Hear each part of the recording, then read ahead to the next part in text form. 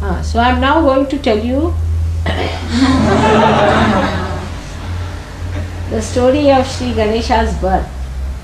It's very interesting. It's very symbolic. This is Christ, and that is, He is the Omega and He is the Alpha and all that they talk of. They don't know what they are talking. That's so short form of what the whole thing is. They don't know Ganesha at all. Nothing. They just take one word here and there, just talk like that. So, He is the first one created. Now, it's very symbolic. The pure power of desire to be one with the Spirit is symbolized in the Gauri. The primordial Gauri is that power which has separated from her Lord. We can say, in her previous lives, she was separated. And again, she is born as Parvati. And she wants to be one with Shiva, which is the Spirit. So now the marriage has taken place, in the sense that now she can meet. The wedding kindling has to start. But she is not yet married, in the sense that she is still a virgin, but married otherwise means she is now about to rise. Before that, she wants to have her bath, because she has to meet her Lord. So she must have her bath, the bridal bath. She is a virgin, absolutely virgin. And she goes for a bath. Now, she is afraid that anybody might come inside when she is having her bath. Look at the delicacy of the whole thing. This desire, which just is meant for the Spirit, doesn't want to be exposed to anything else, any negativity coming in, anything happening. So she closes the door, but still she is worried from the back side somebody may come. So she puts this scented powder which we use in India.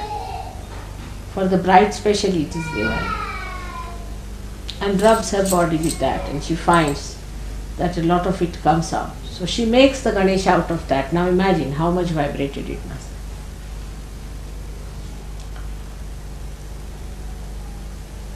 She puts that, is made of camphor and all these beautiful things which are really celestial, and that is completely vibrated on her body.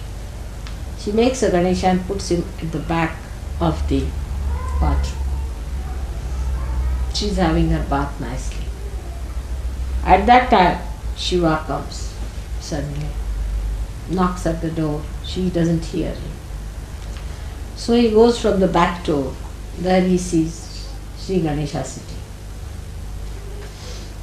He asks Shri Ganesha, "Who are you?" So he says, "I am the son of Gauri."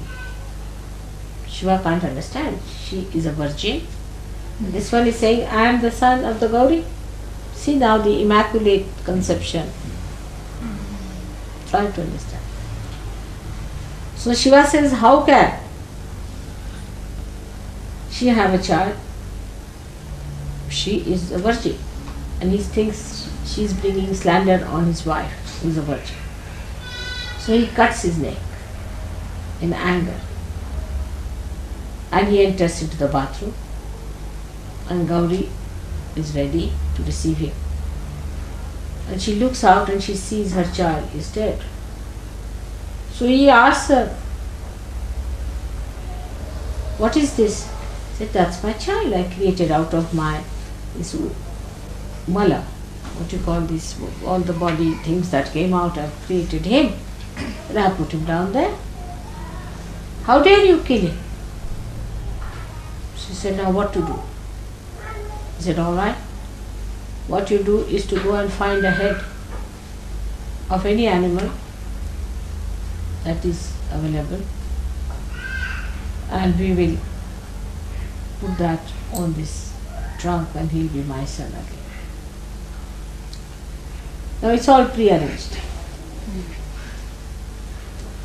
Because this child was not to grow into a human ego and superego business. It had to be the embodiment of childhood, embodiment of childlike innocence, because he is the embodiment of innocence. So they had to get the head of an animal. Now the wisest animal on this earth is elephant. And elephant was saved in evolution in a very miraculous way is also another description which I will give you later on.